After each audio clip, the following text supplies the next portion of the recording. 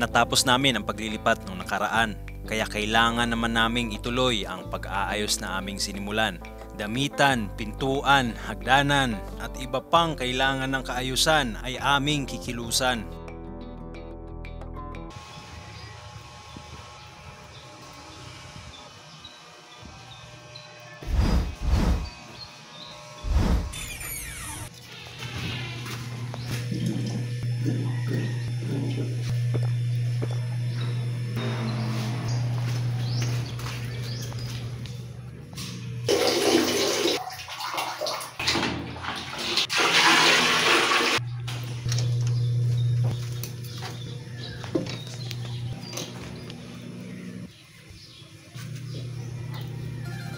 Maaga kaming lumabas para bumili ng lamesa para sa kusina. Buti nga ay kumpleto na din itong bayan ng General Luna. Kumbaga hindi na rin siya nalalayo sa Manila na lahat ng kailangan mo nandyan na. Mahilig kaming kumain at isa yon sa paboritong banding namin. Kaya kusina muna yung uunahin naming ayusin.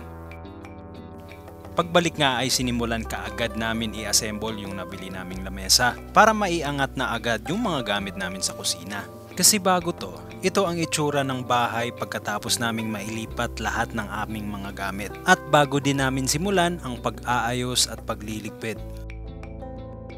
Kaya pagkatapos naming ma-set up yung lamesa, sinunod agad namin yung paglulutuan. At habang ginagawa nga namin siya ni Jayden, ay sinimulan na din ni Mama yung pagluluto ng aming tanghalian.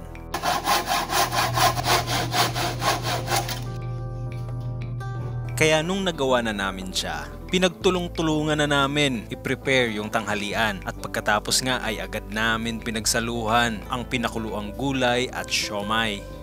Tapos isasawsaw mo sa toyo, kalamansi at homemade chili garlic oil. Alright! At pagkatapos ng kumain ay sinimulan na din agad namin yung mga susunod na gagawin. Dahil na i-set up na yung kusina, isusunod naman natin yung paglalagyan ng mga damit. Nabili namin ito noong pangalawa naming lipat at ngayon lang ulit namin ito magagamit. Buti nga at matalas yung photographic memory ni Mama kasi nawala namin yung manual niya. At dahil siya yung bumuo nung una, pinaubaya ko na din sa kanya. Ganun talaga siguro no, pag mag-asawa, may mga bagay na hindi ko kayang gawin na kaya niya. At may mga bagay din na kaya kong gawin na hindi niya kaya. Kumbaga, may mga bagay na kahinaan ko pero kalakasan niya.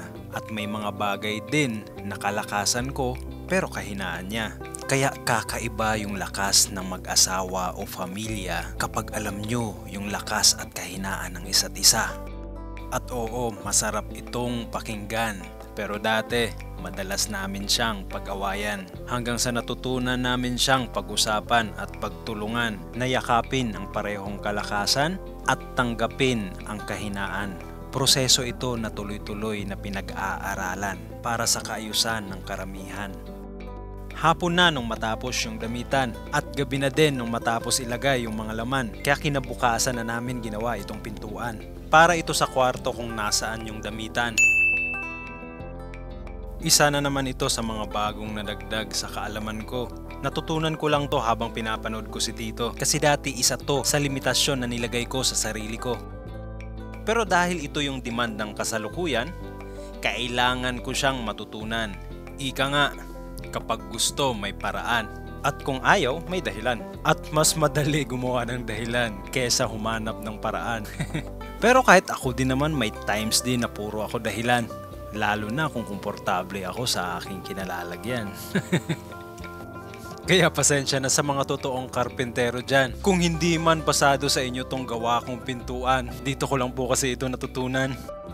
Mga tirang kahoy ni Tito yung ginamit ko. Tapos yung plywood galing sa mga papag na nilabas ko sa bawat kwarto. Isa din pala sa pinasasalamat ko dahil kaya na ni Jayden umalalay sa mga ganito.